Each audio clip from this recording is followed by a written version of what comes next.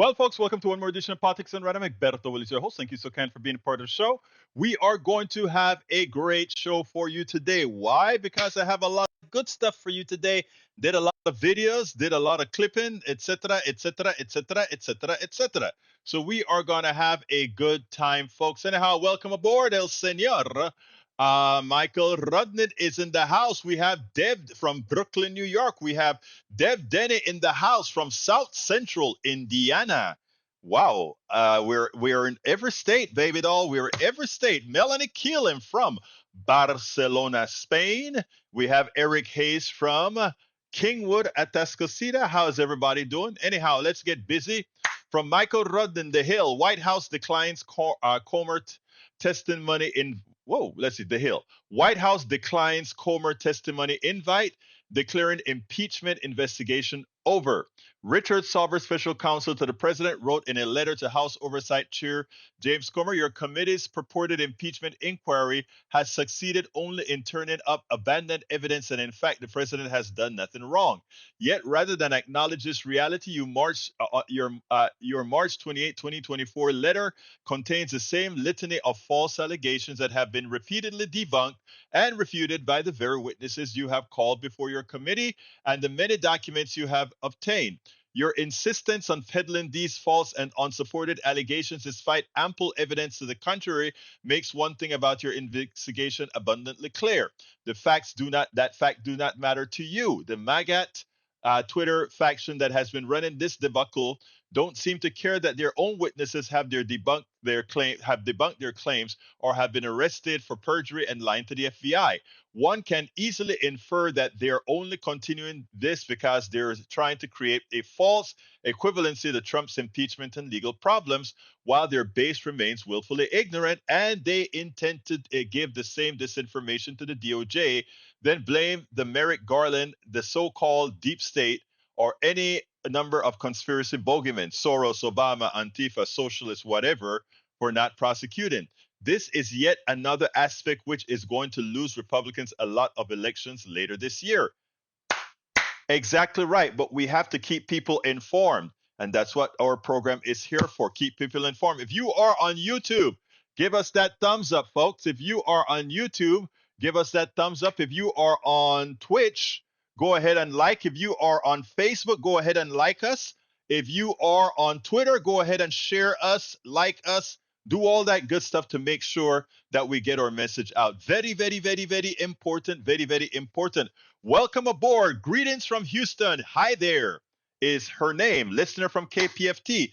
Great to have a crossover now from KPFT to our daily show. So again, folks that don't know, we are on 6 a.m. every morning on KPFT 90.1 FM Houston. That is played both on air and online. And on this one here, we are played on YouTube, Twitch, Twitter, LinkedIn. There are more. But we're streaming on several channels all at once. So folks, hi there. Thank you for being here. Carl Cox is in the house. He says, Carl Cox is here. No gravy. No tiene salsa. ¿Qué pasó, Carl? Eric K says, they go to the Middle East in Abraham Accords and sanctions on Iran with no way to fund terror. I don't know what you're saying, brother Eric, but I still love you. E2247 is in the house from all over. He says, Hakeem Jeffries told House Democrats refuse anything less than $9 billion Gaza humanitarian aid if Mike Johnson works for GOP plan separating Israel and Ukraine aid bills this week. Tom C. is in the house here today on YouTube. He says, new limerick coming on Facebook. Hey, if Tom has a new limerick, you got to stick around. Everybody has got to stick around because Tom limericks, I can tell you, are the best. And you know what? He generally posts them at our website. Tom, you haven't done it lately, brother. You know, we love you. Where are our limericks on the website? Anyway, folks, you know you have access. All right, E2247 says, in support of Palestine, roads in Illinois, California, New York, Oregon were blocked yesterday, Monday, April 15th, temporarily shutting down airports, bridges, and highways. And you know what happened? After you guys did that, cotton Congressman Cotton from where? I think he's from Arkansas or Oklahoma. I think he's from Arkansas. Went on stage and he advised violence against all you protesters. He wants you to be thrown over the bridge and skinned. So says Tom Cotton. Wow. A senator in the United States is asking people to commit murder. It is amazing. It is amazing that a senator would say that. But hey, let me tell you, I am so proud of those folks who are saying ceasefire, ceasefire, ceasefire. They're not promoting violence. They're not promoting anything other than saving people's life. And the party of life, the party that says they believe in the human existence and in the sanctity of life, they are going to want to kill folks who are saying, Israel, stop killing people in Gaza. Israel, well, we're saying stop killing people in Gaza. Anyhow, so thank you for that one, for reminding us of that. That reminds me of we were in St. Louis about 4 years ago, and it was during the just before the pandemic, and we shut down the highway that goes around the stadium in St. Louis. And I remember as I'm recording all of this, and we shut down the freeway, and I'm in the back of the group, and I am looking down and watching about 10 police cars coming on the opposite side of the freeway, going in the opposite direction, running down there. I'm like, I came to St. Louis to get arrested. What a bacchanal. But instead, we had a group of folks and that came in front to take the bridge. It was a marvelous thing. Sometime I'm going to play some of that protest that we did in order to reduce violence back in St. Louis. Lee Grant is in the house from Montgomery County. How you doing, Lee? Great to see you here, my brother. Let's see what else we got. Para ver, I'm going scrolling down. Okay, I have a 15-minute video I want to show you guys. I did this one on KPFT. I cleaned her up to cut out a lot of the crap that I had in between. But this is an important video that I want everybody to please listen to this in detail. This is a very important message. And then we'll continue. We have 2 other videos after this, but we'll have a good time. But please take this. Also, this video, I have it separated on, and if you go to the blog later on, you'll see the video there. I need this one shared. We need to learn this stuff, folks. We need to learn this stuff. Check this out. Every country on this planet has its good, has its bad, because that's what governments do, good and bad. That's what societies do, good and bad. There's no pure society. There's no society, country, or whatever that can go out there and say, we are all good, we're all bad, or anything like that. We use nationalism, glory, glory, hallelujah, as a national form. Whether, look, I'm a United States citizen. I will do whatever I need to do to defend our people against other people attempting to harm us. That is just a natural thing. But at the same time, I, as an individual human being, Howard as an individual human being, Jack as an individual human being, all of us, it is incumbent on us to make sure those that we elect don't do the things that harm us. But we also need to understand that the people we elect reflect who we really are. Whether we elect them because of ignorance, or whether we elect them because of vengeance, or whether we elect them for some purpose, they will not replace us. Whatever reasons we do, the elected officials reflect us. When we start to justify our support for a country like Israel, or our disdain for a country like Iran, or anything of that nature, I think it is incumbent on us not to just listen to politicians, but to try again, listen to some history. And one of the reasons our country is allowed to make the choices that it makes, some very ill-advised choices, is because, again, we don't know our history. And likewise, we allow those who profit, as Jack mentioned earlier, from war. Again, war is a very, very profitable thing. And when we allow our naivete to allow these guys to continue the profit from us, we make bad decisions. We have cascading decisions. Now, we love to hate on Iran here. If you listen to President Biden, if you listen to former president, I don't even know why I mentioned him, Trump, because it's not like he has a lot upstairs or even know a thing about history. But if you listen of their articulations, if you listen to our State Department, etc., it's like for no reason, this one evil empire, Iran, is something to hate. Now, look, let me tell you, do these guys have a social system that demeans women? Yeah. Does this system have a social system that doesn't give women their rights, don't give people a whole lot of their rights? Yes. That's a very bad thing in the system. But does that mean we go to war for those things? No.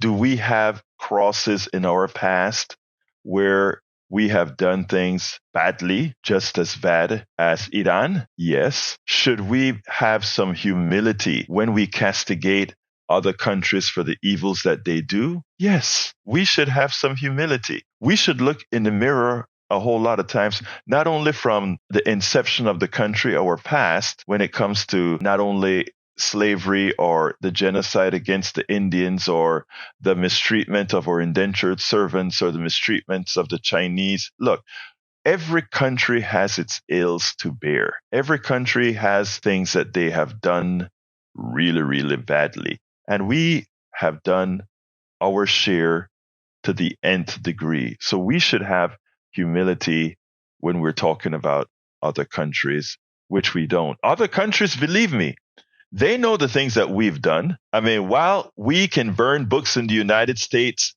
to try to make sure our people don't know the things that we've done or to learn the historical things that we've done, we can burn books. We can stop teaching it in school. We can stop DEI. We can stop critical thinking. We can stop and try all those things. But all it does is it makes a population that is fairly ignorant. And in making a population fairly ignorant, it makes a population easily controlled. It makes a population that would not see what having elect a Donald Trump in 2016, what it actually does to what people think about us, not because of Donald Trump, but because we, the people, saw him fit enough to elect as a country that calls itself the leader of the world, that we could elect someone as unintelligent, unknowing of the world like this guy. But on the subject of Iran and Israel, let's remember that back in 1953, when we, the country who says it supports democracy, overthrew Mossadegh in Iran, which it started all this cascading. I mean, people have a tendency to have a window of opportunity or a window where they only see what's happening today, not understanding the genesis of the situation, not understanding that there is always cause and effect.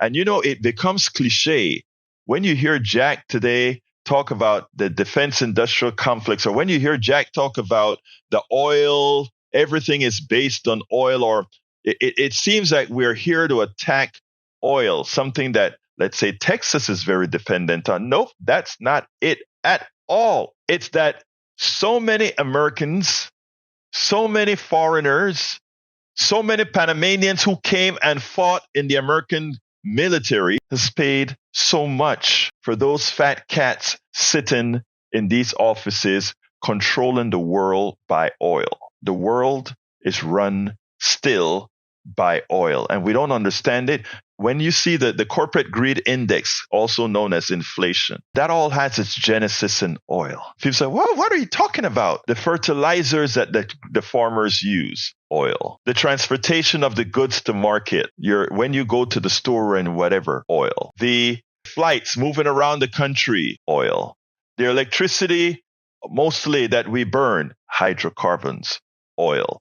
Everything is an oil economy, and it plays a major role in the enrichment of a few. Now, ask yourself what happened in 1953. The new government that it was elected in Iran said the following: all the oil companies that have royalties here drilling for this great amount of oil in Iran, which has a huge reserve. You know what we want to do? You foreign companies come into our land, drill for oil, take the oil, and give us a profit, a royalty. So you come to my land, you're digging for my oil, and you're giving me 16 cents on the dollar for the oil that you extract out of the gold. For the oil of the Iranian people that you extract out of the ground, you're giving us 16 cents. But it's not that you're giving us 16 cents. It's that we have an idea that you're not telling us how much oil you're taking out of the ground and sending it on to the markets. So Morshadai says, you know what, guys? We want an audit of what the British and the American allies are taking out of the ground. And for that, we, the British and the Americans, overthrow the government and reinstall the monarch Pahlavi into Iran. That is how this new Iranian thing started. We should understand a few things here. Oil. A country overthrown because of oil and how much profit is going to be made by a particular company. The company now known as BP and others. How many of you know that? How many of the people here really condemning as super evil this country of Iran? Okay, I'm not here to defend Iran. I'm not here to defend Israel. I'm not here to defend anybody. I'm just here to tell what has happened, stuff many of us don't know. And in not knowing, we make bad choices or we support bad choices. So this stuff didn't start yesterday, and the same with the formation of Israel a few decades ago and the defense of Israel, which we continue to do. Let's look at also how Israel was created. For what reason? Partially also because of the prejudices, the racism of America and Europe. It's a deep story, but understand that you know when you create a new country where people are, you must ask yourself questions. But that's beside the point now. That also. But we must understand the history. Now we have had problems with Iran since the overthrow of Reza Pahlavi, which was a pawn then, the monarch, a pawn of the West. He did a lot of good things for Iran, but still, again, allowed the pilfer of the country. Like we pilfered other countries, like we've done with oil around the world. Remember, many a times I said, this is a corporate greed index. There is no oil shortage. There was never an oil shortage. The way we prevent Venezuela from putting its oil on the market by attrition, because again, under Venezuelan law, that oil would belong to the people, not the corporations, which means the people would benefit from the extraction of the great resources in Venezuela. We can't have that. So we rather keep that oil in the ground until we can get the appropriate government in power where corporations can just take the profit for a few.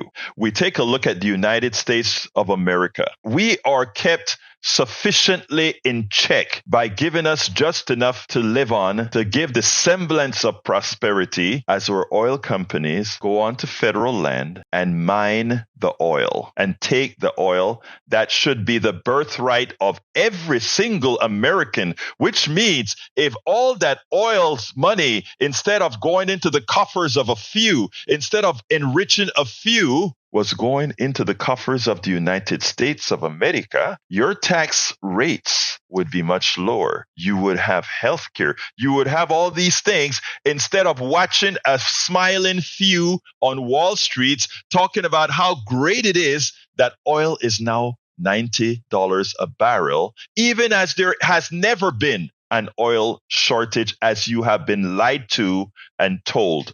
Look it up. Look up where the major sources of oil are still in the ground. And I'm not an oil proponent, of course. I like green energy. But I'm just saying, even with those who purport to love oil, it's all over the place if we really wanted to talk about it. Now, the war, what Israel did to take your eyes off of the genocide in Gaza. You go ahead and you bomb a sovereign land. And when I say sovereign land, I'm not talking about Syria. Every embassy in every country is a piece of land that is at that point in time, while it's an embassy, it's the land of that country. So the Russian embassy in the United States is Russian land. The Costa Rican embassy in Washington is Costa Rican land. The Finnish embassy in Washington is Finnish land. The agreement that countries have around the world is that we have a piece of said country in every single country as a representative of our country in your land. It's a place where the laws of your land are. It's a place where you should have safe haven. That's why people looking for asylum can run into the embassy in Iran, can run into the embassy in Israel, can run into the embassy in Japan, can run into the embassy in England, or all these other places, because that piece of land that embassy resides on, that consulate resides on, is a part of that country by decree. When Israel sent those missiles knowingly into that Iranian consulate in Syria, it invaded Iran. And it set a precedent that now these guys are at war. Look, even when the United States was at war with Japan, the Japan consulate officially or embassy was untouched, because you have to have continuity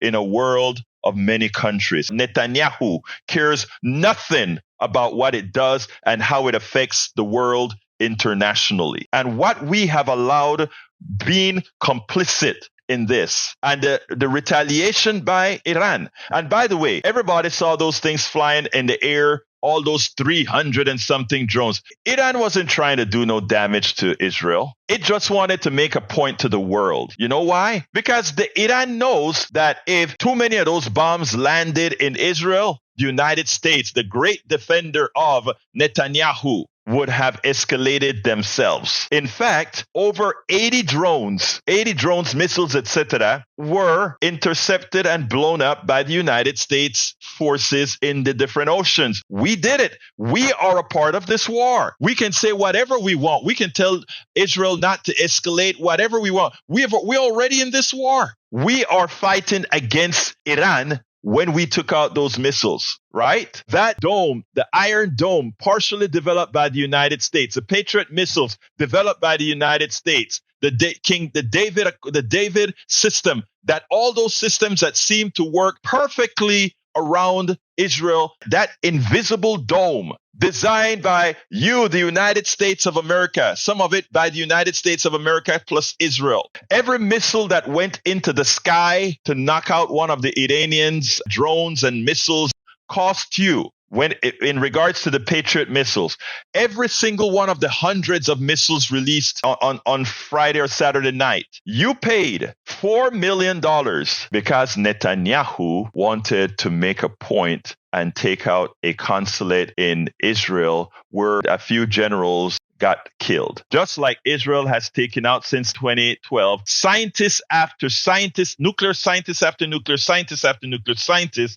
in Iran. I don't know if a nuclear scientist in Iran could get insurance because they're a marked person for Israel, for Netanyahu to take out. If we want to be respected around the world, there are two ways to be respected. We got to respect you because you may drop a bomb on us. That's the kind of respect we have today. That's the only respect we have today. But when it comes to intellectual honesty, that's gone. Biden started to rebuild that, but then he hugged Netanyahu. We must know our history.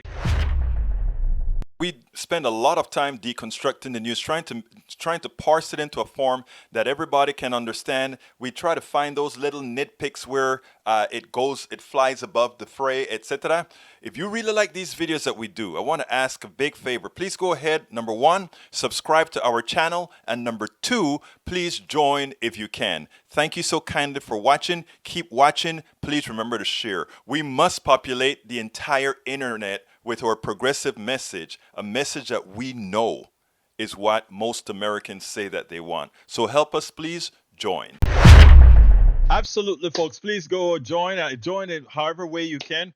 Good way to find out. Go to politicsandright.com/support. That gives you all the different methods in which you can support us. Anyway, folks, we continue with having a great program for you. Let's see what else we got here. Lee Grant says, We need to look at complete history. Note the New York Times Terrence Smith writing about Iran in 1984 described the use of child soldiers by Iran to clear minefields. Young boys aged 12, 17 years wore red headbands with the word Sar Allah in Farsi and small metal keys that the Ayatollah declared were their tickets to paradise if they were martyred in their missions. Many were sent into battle against Iraq tanks without any protection and bound by ropes to prevent desertion. Okay, that's terrible. But what does that have to do with the reason I mentioned about Iran? You know, we have a tendency to try to look at bad things that they did. Okay, that's what they did in '84. Hey, guess what? America used to enslave black people. Oh, guess what? America effected a genocide against Native people, and America still have the Native people in these reservations that are purported to be their private land and their private countries, but still America has jurisdictions over all these. Oh my God! Wait a minute. America murders black bodies and brown bodies in the streets by cop. Oh, I mean, the same way you are writing those stories that the New York Times speak about Iran, Iran is writing stories about things that happened in the United States of America, and they'll tell the same kind of stories about us. And guess what? Both of them are generally true. That likely occurred. I didn't know about that particular thing about Iran. It's likely true, but it's also true the things that we do. It is also true that we have kids that don't have access to health care. It's also true all these things that we claim are of life, we do it right here. So you see, be careful when you're pointing fingers because they'll point right back at you. Let's be careful. Instead of us trying to find, oh, look at the bad things Iran do, we should try to make ourselves a people that honestly cares about our people. Give our people good health care. Give our people good family care. If we gave people more family care, you'd have less thugs on the streets. If we created a social economic environment to stop these things, we wouldn't have the problem. So conservatives, brother Lee Grant, yes, bad things happen, and we're a perpetrator of a lot of it. We can solve these problems. Guess what? Yes, we can solve these problems. Not by saying, look at what Iran is doing, but let's look in the mirror and solve the problems at home. Anyhow, our good friend, the governor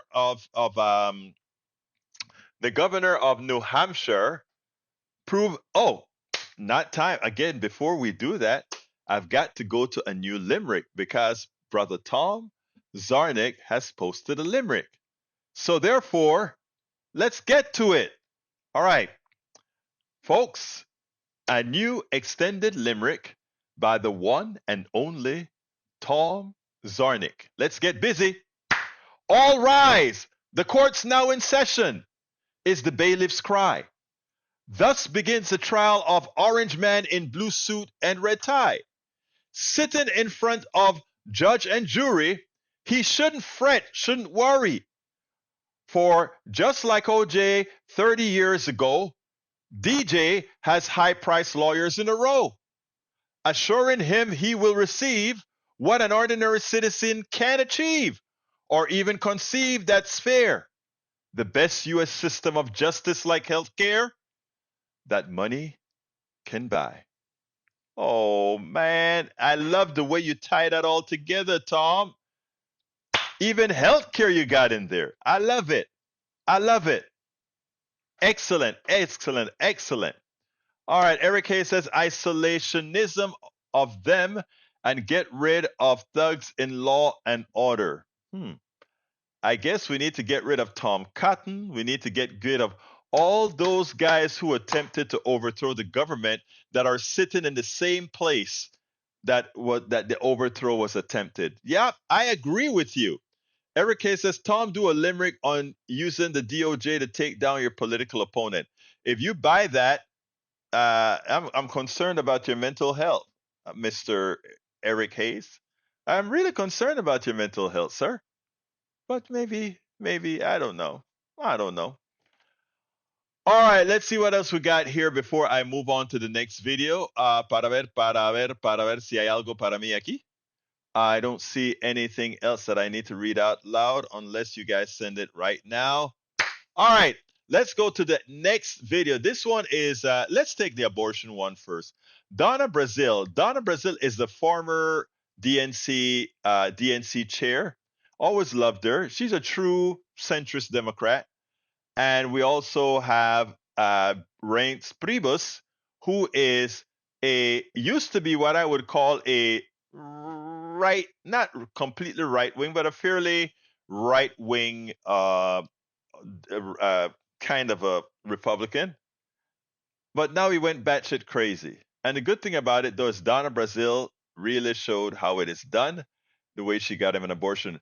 Bruce Pollard is in the house. He says nada. I think that's the first time I've seen you in here for the day, Bruce. Is that correct? Bruce is in the house. So let's go ahead and get that video played for you. I'm going to get it started. Ahorita mismo, ahora. Democrats, specifically progressives, usually have the moral high ground when you look at the policies as far as what is best for humanity, what works, how helping people, etc. The policies they support are the policies that are generally humane. In other words, not thinking capital first, not thinking that material things and money thing supersedes humanity. Now, the same applies in abortion. It applies in social services. It applies in Social Security. It applies in Medicare, Medicaid. All these policies are things that they wholeheartedly support, where we have a party, a conservative group of leaders whose intent is to subjugate and remove abilities and freedoms. That is a categorical, provable fact. But one of the issues that we have is, in general, Democrats have a tendency of fight from a defensive nature. Their assumption is that somehow the average American citizen is as inhumane as the policies that conservatives like to promote in the aggregate. Yes, there are some conservative policies that I support that are worthwhile. In fact, that I've learned that it's probably preferential to some of the old liberal policies that I had mimicked or spoken about before, and adjusted what I thought in that regards. But now, in the aggregate, most conservative policies are simply bad. They are simply ones that hurt people. They're simply inhumane. So therefore, progressives, Democrats should always be able to fight from a position of strength. You don't fight in a defensive manner. You fight in an aggressive manner on the policies you support. And I rarely see that, even to this day, when we should be in command of the policies of what we've done to aid people. We need to go a lot further. But what we've done compared to what Trump did in the 4 years that he was president, what Bush number one did, these positions that have made America progress are distinctly democratic, distinctly progressive, especially under President Biden, who has taken much of this advice from a lot of progressive leaders in Congress, Pramila Jayapal, Rokana, and many others. That's why it was wonderful seeing Donna Brazile, former chair of the Democratic Party, come out in this snippet that I have followingly. Come out and not back down from her position of strength, but to go ahead and hit Reince Priebus, the former RNC chair. And the great thing about this is you see that when you challenge the paper tigers, how easily they fold, how quickly they fold. She took command of this discussion on abortion. Check it out. And we should be doing this on healthcare. We should be doing this on Medicare. We should be doing this on support for families. We should be doing this across the board, not backing down from the comment. When we get into the discussion, not allow them to frame a fallacy, but to put things the way they are. Check this out, then we'll take it on the other side.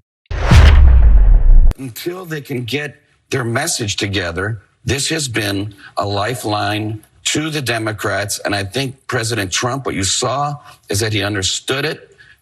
and he wanted to move on from it. No, it's punishment. When a 12 In or the third 13-year-old trimester? when a 12 or 13-year-old girl who didn't know she was pregnant We're talking is about the third raped, trimester is here. raped. You want to get second trimester? Let women make this decision. Trust women to make this decision. And this is not a Democrat or Republican. This is an American freedom issue for women. We fought for this right to be able to make a decision based on our own bodies. Donna, and you want to get into the technicality. That's it. You men want to tell us what to do with our bodies. No. You want to tell us how long our period should last. You want to tell us how long we should be pregnant, where we can go, if we need IVF treatment. No, I'm hearing it. Now, thank God, I'm not Sarah in the Bible. She had a baby in her 60s. So I am grateful that I'm beyond those ages, but I am concerned that my nieces are being given less rights to choose. And to go back to an 1860 era when my great-grandmother barely just got her freedom. Hell no, we're not going back. And this is going to be like the MAGA movement. It's a movement where women are sick and tired of men telling us what to do with our bodies. No one wants to go back to 1864. But the question for Democrats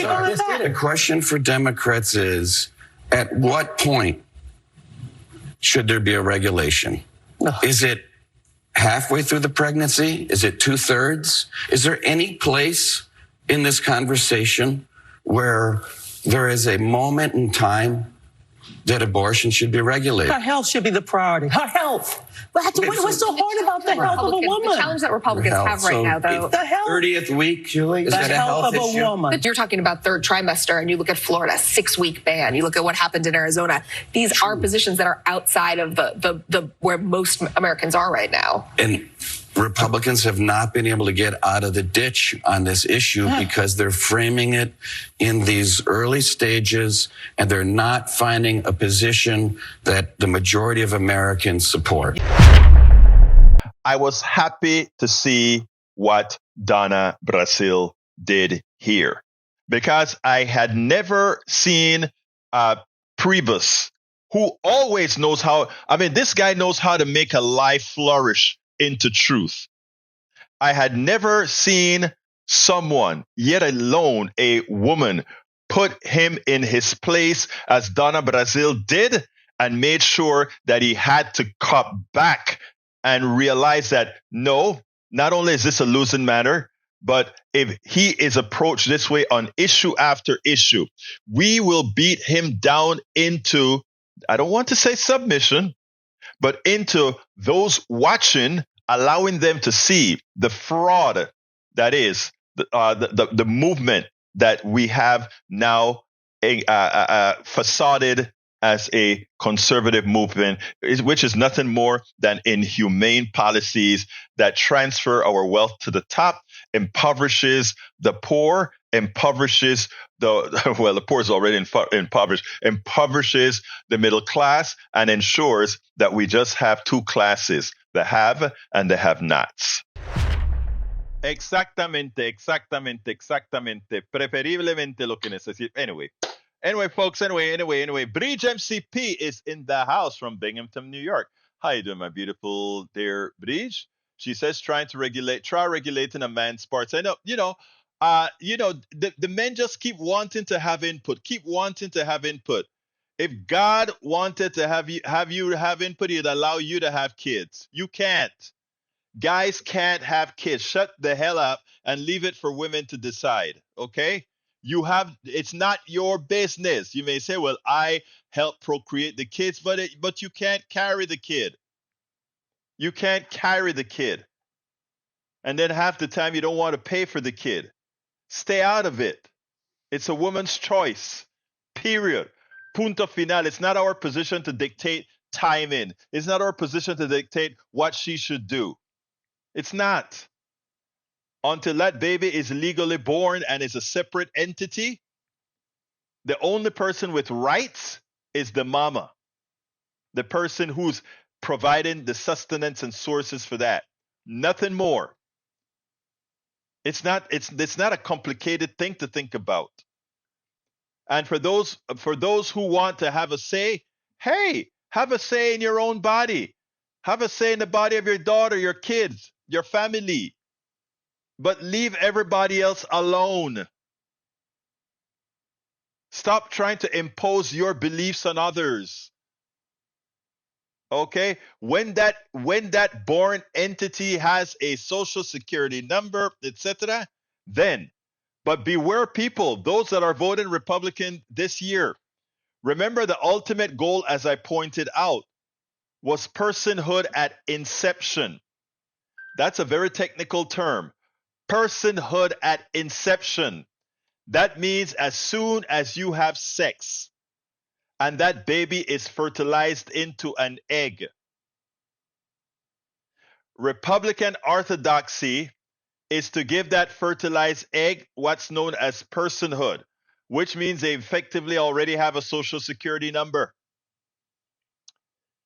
If that woman goes ahead and steps wrong, or she goes ahead and have a drink and whatever, and that baby is affected by anything done by that woman, personhood gives the state the right. Personhood gives the state the right to persecute you for anything you do to your body that may somehow have an impact on that kid. And my brother Lee Grant says, progressive reasoning, no moral value until you have a social security number. Well, you know what's interesting? I'll say yes to that. Until you can have a valid social security number. But here's the other thing. Conservatives have no moral values for those people who already have social security. They don't mind you starving. They don't mind you dying. They don't mind you having policies that get you killed. They don't mind police officers murdering you. But they sure as hell mind about that fertilized egg. But the things that really keep the living alive, the thing that keeps you in existence, they don't care about that. Let's be clear here, people. Let's be very, very, very clear. They don't care about those particular issues. All right? Let's be very clear. The conservative orthodoxy is about the unborn. But after the person comes into existence, you're on your own. We don't care that much about babies then. Let's remember that. And I don't know, Bridge, why is the right so infatuated with sexuality?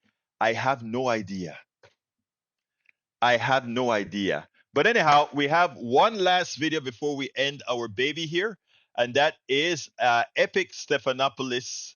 This is a beauty. It just shows you the hypocrisy. Check this out. We'll take it on the other side. If you want to see hypocrisy at its heights, we got to look at Governor Sununu. Governor Sununu in an amazing fashion.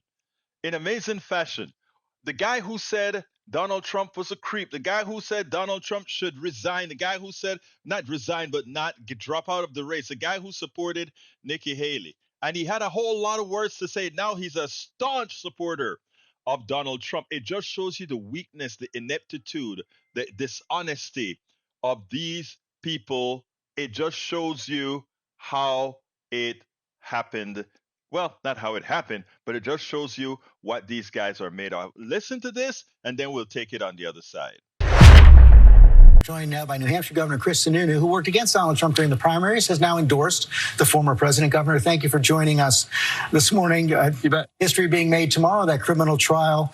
Will your support for Donald Trump continue even if he's convicted in Manhattan? Yeah, this trial is not going to have major political ramifications that a lot of people, I think it may have. When it comes to these issues, people see it more as reality TV. Well, yeah, you're going to politics, though. I'm asking you about right and wrong. You think you're comfortable with the idea of supporting someone who's convicted of a federal crime as president? No, I don't think any American is comfortable with any of this. They don't like any of this, of course. But I mean, when it comes to actually looking at each of these trials as they kind of take place, whether it's this year or next year, or as they kind of line up, right now this is about an election. right? This is about politics. That's what people are judging this on, and the ultimate decision will be in November. You're a governor. You're an elected official. I'm asking whether you're going to be swayed by it. Yeah, look, nobody should be shocked that the Republican governor is supporting the Republican president. As you mentioned, this is only one of several indictments the former president is facing. Perhaps the most consequential one, of course, related to January 6th. Right after that January 6th attack, I want to put this up on the screen. You said, "It is clear that President Trump's rhetoric and actions contributed to the insurrection. The domestic terrorists who attacked the United States Capitol must be held accountable and prosecuted." Do you stand by that statement? 100%. Of course, they have to be prosecuted, and they are being prosecuted. That's good. I think his actions absolutely contributed to that. There's no question about that. I hate the election denialism of 2020. Nobody wants to be talking about that in 2024. I think all of that was absolutely terrible. But what people are going to be voting for, the reason I'm supporting not just the president, but a Republican administration. That's what this is. They want a culture change in Washington. All the rules and policies that pound down on the American people. All the wokeness. Wait a second, right there. Your words were very, very clear on January 11, 2021. You said that President Trump's rhetoric and actions contributed to the insurrection.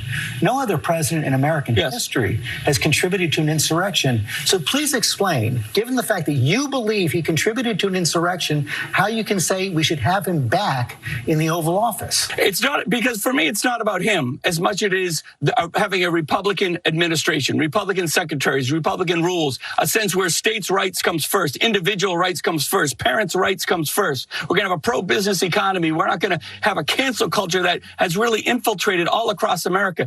That doesn't make any sense to me, Governor. I'm sorry. You're saying it's not about Trump. You're saying he would be the president. And you've said he's someone who's contributed to an insurrection. I understand it doesn't make sense to you, George, but look at the polls. I'm not talking about polls. I'm asking you a very simple question. You believe Donald Trump contributed to an insurrection.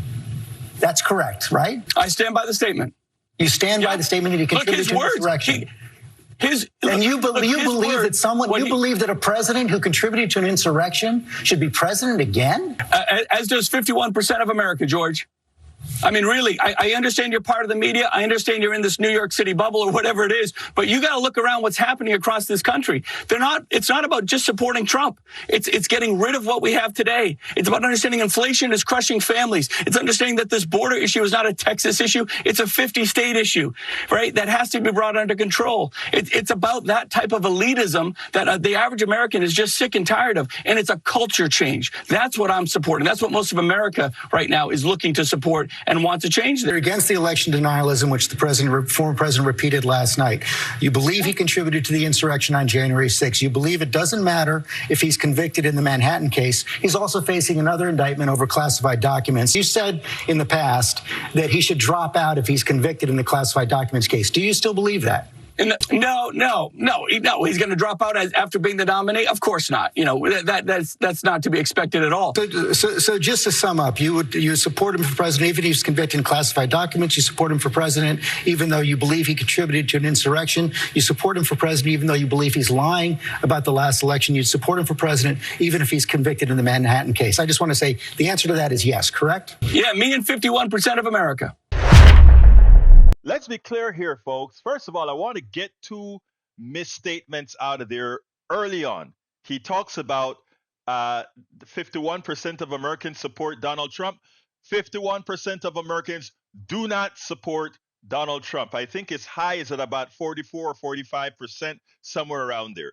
Secondly, when he talks about inflation, a big inflation caused by El Señor Biden, let's remember that the only federal action that can be attributed to inflation between these two presidents is the increase in tariffs on China that Donald Trump did. Inflation is nothing more than a price increase over previous, nothing more. And the only person that did effect a price increase is Donald Trump. All these other price increases, as pointed out by Representative Katie Porter, is a choice by the corporate structure, a choice by evil corporations who would rather take milk out of the mouths of kids, who would raise your prices on mothers struggling to get to work, on gasoline and everything else. They had the choice to keep prices where they were because, again, there were no shortages. They priced because they could. not because they had to. And if you doubt it, look at the profit and loss statement from these guys and how the profits has gone up as they've raised prices. And what Sununu just told you is if Republicans get into power, they will be so business friendly that there will be no mitigation of inflation. There will be no mitigation of reining these corporations in from doing what is wrong, from doing the evil things. So don't sit back and believe, oh my God, there's a culture change. We got to get rid of the wokeness. We got to take the boot off of the middle class's neck. The only ones that do that is exactly the corporations and the Republican Party and their support of policies that hurt Americans. That's why they don't want health care for all. That's why they don't want policies for child care. That's why they don't want anything that somehow will cost business a few more pennies to make the lives of everybody, the ones who created this economy, the ones who make this economy function. They want to make sure that nothing goes to them because they want it all. Let's be clear, folks. Don't fall for the scam. And these two-sided, two-mouths kind of politicians, it just shows you exactly who they are. Absolutely shows exactly who they are. And Mr. Grant, I am not saying that I wanted Iran to fire any rockets at anybody. I am saying if Israel invaded with rockets and killed Iranian generals on Iranian soil, which that's what it was in Syria on a consulate soil, then it should have been expected that Iran would respond to what Israel had done.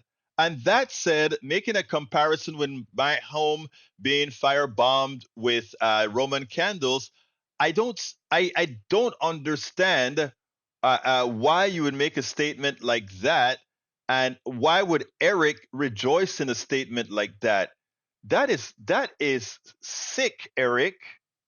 That is completely and entirely sick. I wouldn't wish on that on your home, nor would I qualify somebody who jokes about that on your home as something to be made fun of. My wife could have been hurt. My daughter could have been hurt. I could have been hurt. Roman candles are in fact explosive, whether you want to accept it or not. Roman candles and all fireworks are in fact explosive, not because they're used to as fireworks to go up high, mean they are not used as explosive as well. They are. My home was firebombed with Roman candles, as explained in all the articles that I did that were written on it, and that the ABC, CBS, and NBC and CNN carried live. Okay, or carried on their program. So why make fun of that, guys? That's sick. It is sick. You should be saying, anyway, let's move on from that. But it is sick. But again, Israel should have expected a retaliation for what they did. It's that simple. It's not magic. And I gave you the explanation about how the conflicts of how Iran got on the bad side of the West. The West was trying to rip off Iran, and Iran fought back.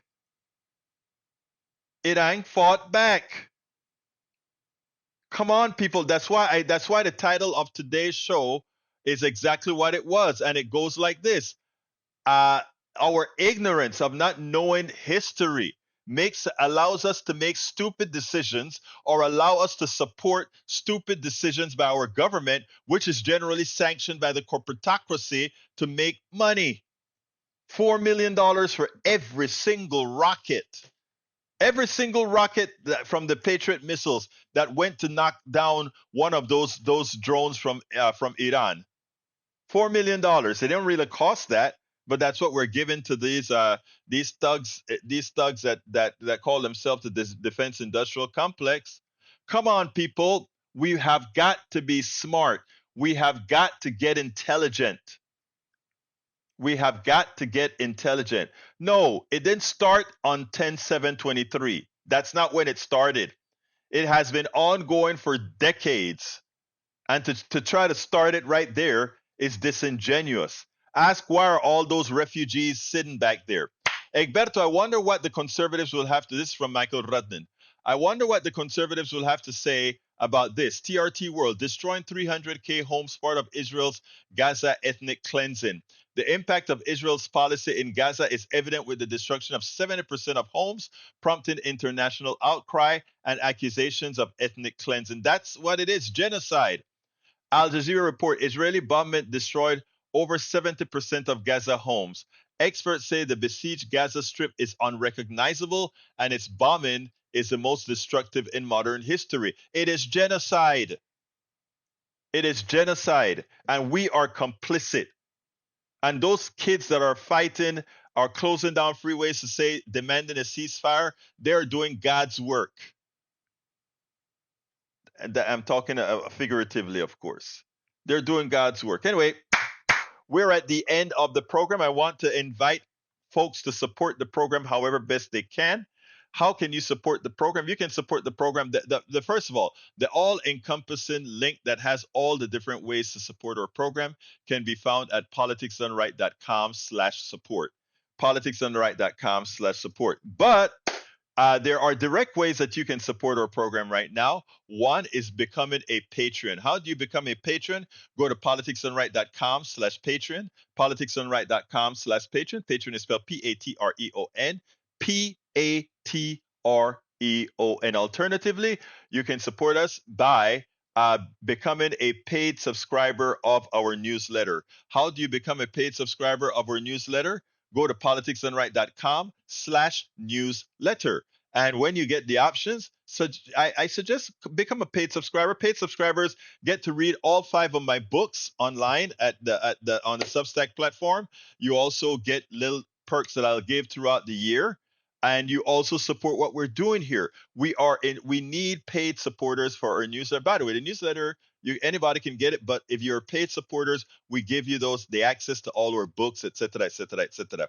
Alternatively, as well, you can go ahead and get our books.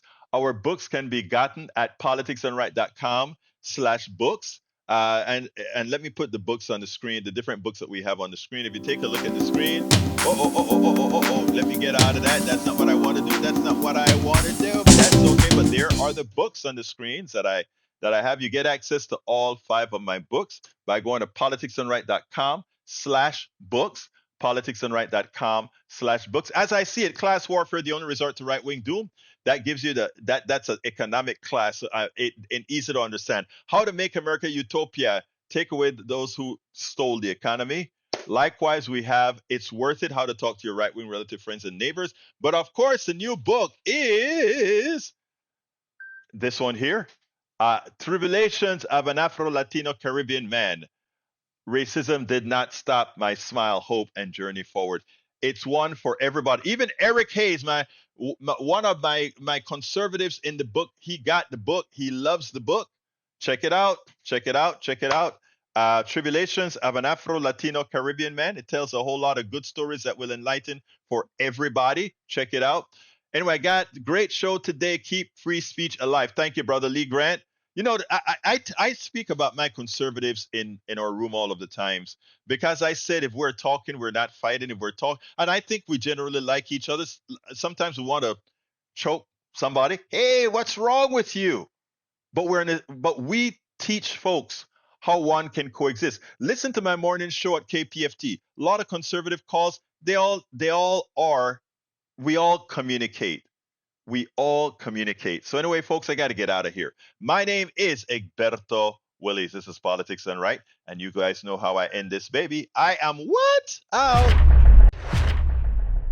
We spend a lot of time deconstructing the news, trying to parse it into a form that everybody can understand. We try to find those little nitpicks where it flies above the fray, etc. If you really like these videos that we do, I want to ask a big favor. Please go ahead. Number 1, subscribe to our channel. And number 2, please join if you can. Thank you so kindly for watching. Keep watching. Please remember to share. We must populate the entire internet with our progressive message, a message that we know is what most Americans say that they want. So help us, please join.